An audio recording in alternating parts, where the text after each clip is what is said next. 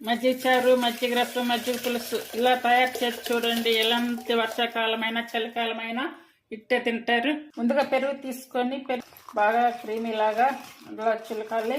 కొంచెం పులుపు ధనం అనేది కలిగి ఉంటే మజ్జిగ చారు అనేది బాగుంటుంది. ఇప్పుడు నేను చేసే పద్ధతుల్లో ఈ పౌడర్లు వేసి చేయండి, చాలా బాగుంటుంది.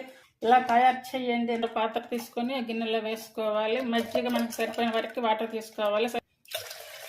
నేను తీసుకున్న మజ్జిగకి 3 మిరపకాయలు అయితే సరిపోతాయి. అలాగే చిన్న అల్లం ముక్క ఒకటి, కరివేపాకు రెమ్మలు, ఈ 3 తీసుకొని ఇలా కచ్చా పచ్చగా దంచుకోవాలి.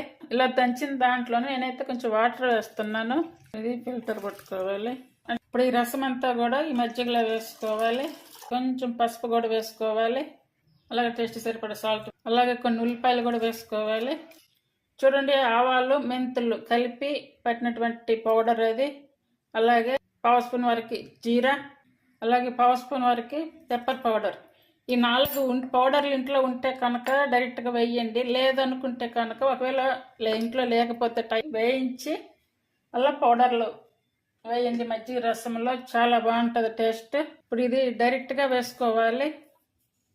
స్టవ్ మీద కడాయి పెట్టుకుని అందులో 1 స్పూన్ ఆయిల్ వేసుకొని, అలాగే 1/2 స్పూన్ ఆవాలు, 1/2 స్పూన్ జీరా, కొంచెం మెంతులు, అలాగే కొంచెం ఇంగువ, సన్నగా కట్ చేసినటువంటి టమాటాలు, మిర్చి, టమాటాలు మెత్తగా అవ్వాలి. సన్నగా కట్ చేసుకున్న ఉల్లిపాయలు, పచ్చిమిర్చి వేసుకోవాలి.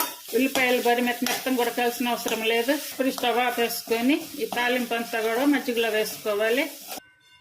చూడండి, ప్లీజ్ ఈ రెసిపీ మీకు నచ్చినట్టయితే లైక్ చేసి, షేర్ చేసి, సబ్స్క్రైబ్ చేయండి. Thank you for watching.